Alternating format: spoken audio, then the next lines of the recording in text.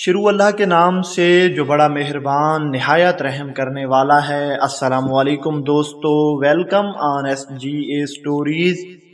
بہت عرصہ پہلے کی بات ہے، ایک بادشاہ تھا۔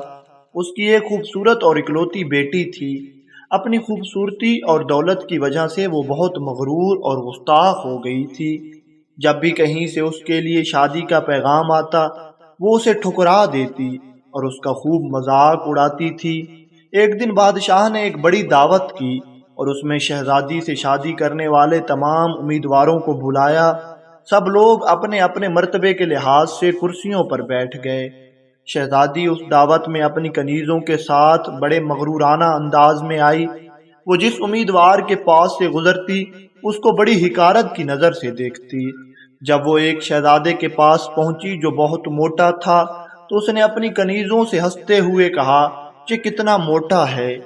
ایک شہزادہ بہت چھوٹا لگا تو شہزادی نے کنیزوں سے کہا، ذرا چھوٹو موٹو کو دیکھو۔ ایک نواب بہت گورا تھا، شہزادی نے اس کو سفید چوہا کہا۔ اس طرح وہ ہر امیدوار کی بے عزتی کرتی رہی، لیکن وہ ایک بادشاہ کو دیکھ کر بہت ہنسی کیونکہ اس کی داڑھی تھی۔ اس نے مذاق اڑاتے ہوئے کہا، ذرا اسے دیکھو، اس نے چہرے پر کیا اگا رکھا ہے۔ بادشاہ نے جب دیکھا کہ اس کی بیٹی نے مہمانوں کی بے عزتی کی ہے تو اس نے بہت غصے میں آ کر کہا، اب میں بھرے دربار میں یہ اعلان کرتا ہوں کہ میں اپنی بیٹی کی شادی کسی فقیر سے کروں گا۔ اس نے اعلان کیا اور سب لوگ چلے گئے۔ کچھ ہی دنوں بعد ایک فقیر جو گا کر مانگا کرتا تھا محل کے قریب آیا۔ بادشاہ نے اس کی آواز سنی تو ایک خادم کو حکم دیا کہ اس فقیر کو اندر بلا لاؤ۔ خادم پھٹے پرانے کپڑوں والے فقیر کو لے آیا۔ اس فقیر گویے نے بادشاہ اور شہزادی کے سامنے بہت اچھا گانا گایا اور بادشاہ سے انعام مانگا۔ بادشاہ نے کہا، تم نے بہت اچھا گانا سنایا ہے، میں تمہیں بہت اچھا انعام دوں گا، میں اپنی بیٹی کی شادی تم سے کروں گا۔ جب شہزادی نے یہ سنا تو وہ حواس باختہ ہو گئی۔ وہ بہت روئی پیٹی، مگر بادشاہ نے اسے ڈانٹتے ہوئے کہا، میں نے مہمانوں کے سامنے قسم کھائی تھی کہ تمہاری شادی کسی فقیر سے کروں گا، اب میں وہ اپنی قسم پوری کر رہا ہوں۔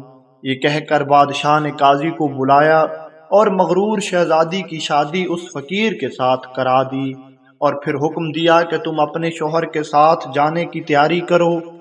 شہزادی روتی پیٹتی فقیر کے ساتھ چل دی۔ راستے میں وہ بہت خوبصورت باغوں میں پہنچے۔ ان کو دیکھ کر شہزادی نے پوچھا، یہ کس کے ہیں؟ یہ باغ داڑھی والے کے ہیں جس کی تم نے بے عزتی کی تھی، فقیر نے آہستہ سے کہا۔ شہزادی نے افسوس بھرے لہجے میں کہا، میں بھی کتنی بد نصیب ہوں۔ پھر وہ ایک بڑے عظیم الشان شہر میں داخل ہوئے۔ اتنا بڑا اور خوبصورت شہر دیکھ کر شہزادی حیران رہ گئی۔ اس نے پوچھا، اس شہر کا مالک کون ہے؟ فقیر نے اسے بتایا کہ یہ شہر داڑھی والے بادشاہ کے ملک کا پایہ تخت ہے، اگر تم اس سے شادی کر لیتی تو یہ سب کچھ تمہارا ہوتا۔ کاش میں اس سے شادی کر لیتی، شہزادی نے پچھتاتے ہوئے کہا۔ فقیر شوہر نے ناراض ہوتے ہوئے کہا، مجھے اس سے کوئی مطلب نہیں، مگر تم میرے ہوتے ہوئے دوسرے مرد کی بات کیوں کر رہی ہو؟ کیا مجھ میں کوئی کمی ہے؟ اس طرح کی باتیں کرتے ہوئے وہ ایک چھوٹی سی جھونپڑی کے قریب پہنچے۔ کیسی بدنما اور بدصورت جھونپڑی ہے، یہ کس کی ہے؟ شہزادی نے پوچھا۔ یہ میرا گھر ہے اور یہی وہ جگہ ہے جہاں ہمیں زندگی گزارنی ہے۔ اب آگ جلاؤ اور میرے لیے کھانا پکاؤ، میں بہت تھک گیا ہوں، فقیر نے کہا۔ چونکہ شہزادی کو کھانا پکانا نہ آتا تھا، اس لیے فقیر نے اس کی مدد کی اور کچھ دیر بعد انہوں نے الٹا سیدھا کھانا پکا کر کھا لیا اور سو گئے۔ دوسری صبح فقیر نے اسے جگایا اور گھر صاف کرنے اور دوسرے کام کرنے کو کہا۔ شہزادی تمام دن کام کرتی رہی۔ اسی طرح انہوں نے کچھ دن گزارے۔ پھر ایسا وقت آیا کہ ان کے پاس کھانے تک کو کچھ نہ رہا۔ ایک دن فقیر نے کہا، میں نے جو کچھ کمایا تھا خرچ ہو گیا، اب تمہاری کمانے کی باری ہے۔ میں کوشش کرتا ہوں کہ تمہارے لیے مٹی کے برتن لا دوں، تم بازار جا کر ان کو بیچ دیا کرنا۔ مغرور شہزادی نے اکڑ کر کہا، مگر جب میں بازار میں کھڑی ہوں گی تو میرے ملک کے لوگ مجھے اس حال میں دیکھ کر خوب ہنسیں گے۔ فقیر نے کہا یہ میرا مسئلہ نہیں ہے، اگر تم بھوک سے مرنا نہیں چاہتی تو تمہیں یہ کام تو کرنا پڑے گا۔ مٹی کے برتن بیچنے کا کام بہت اچھا چل رہا تھا۔ اسی دوران ایک غسیل بد مزاج سپاہی وہاں سے گزرا۔ اس نے بازار کے بیچ میں برتن رکھے ہوئے دیکھ کر انہیں لات مار کر توڑ دیا اور کہا کہ آئندہ اس طرح راستہ مت گھیرنا۔ شہزادی بہت پریشان ہوئی۔ اس نے سارا واقعہ گھر آ کر اپنے شوہر کو سنایا۔ تم انتہائی بے وقوف ہو، تم سے کس نے کہا تھا کہ بیچ بازار میں برتن لے کر بیٹھ جاؤ؟ آخر وہاں سے لوگوں کو بھی گزرنا ہے۔ میرا خیال ہے کہ یہ بھی تمہارے بس کا کام نہیں ہے۔ خیر میں شاہی محل جاؤں گا، ہو سکتا ہے وہاں تمہارے لیے کوئی کام نکل آئے۔ یہ کہہ کر وہ شاہی محل روانہ ہو گیا۔ شام کو فقیر نے واپس آ کر کہا شاہی محل میں تمہارے لیے مددگار باورچن کی جگہ مل گئی ہے، اب کم از کم ہمیں کھانے کو خوب مل جائے گا۔ اور اسی طرح مغرور شہزادی ایک مددگار باورچن بن گئی۔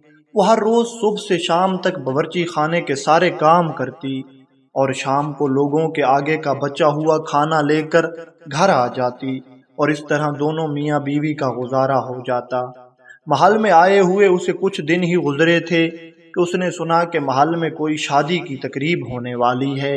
اسی دوران کچھ خادمائیں آئیں اور انہوں نے اس کو بہت سے مزیدار کھانے دیے جو اس نے ٹوکری میں رکھ لیے اور گھر کی طرف چل پڑی۔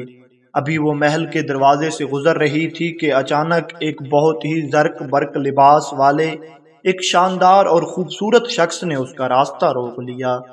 شہزادی نے نگاہ اٹھا کر دیکھا تو وہی داڑھی والا بادشاہ تھا جس کا اس نے خوب مذاق اڑایا تھا۔ وہ خوف اور شرم سے کانپنے لگی۔ بادشاہ اسے لے کر حال میں پہنچا۔ اتنے سارے لوگوں کو دیکھ کر اسے اپنے اوپر قابو نہ رہا اور گھبراہٹ میں اس نے جھٹکے سے اپنا ہاتھ چھڑا لیا اور بھاگنا چاہتی تھی کہ بادشاہ نے لپک کر اسے دوبارہ پکڑ لیا اور بڑی نرمی سے بولا ڈرو مت، کیا تم نے مجھے نہیں پہچانا؟ میں وہی فقیر ہوں جو تمہارے ساتھ جھونپڑی میں رہتا تھا، میں وہی سپاہی ہوں جس نے تمہارے برتن توڑے تھے۔ یہ سب کچھ میں نے اس لیے کیا تھا کہ میں تمہیں پسند کرتا تھا اور تم سے شادی کرنا چاہتا تھا۔ اب تمہارے غرور کا علاج ہو چکا ہے اور تمہیں اچھا سبق مل گیا ہے۔ پچھلی باتوں کو بھول جاؤ، دیکھو آج شاہی طریقے سے ہماری شادی ہو رہی ہے۔ اسی وقت کنیزیں آئیں اور اسے اپنے ساتھ لے گئیں۔ شہزادی کو نہلا دھلا کر دلہن کا لباس پہنایا گیا۔ جب وہ دوبارہ حال میں آئی تو دیکھا اس کے والدین اور اس کے تمام درباری بھی وہاں جمع تھے۔ سب لوگوں نے اسے مبارکباد دی۔ اب شہزادی بالکل بدل چکی تھی۔ اس کا غرور، اکڑ اور دوسروں سے نفرت ختم ہو چکی تھی۔ اس نے زندہ رہنے کا ڈھنگ سیکھ لیا تھا۔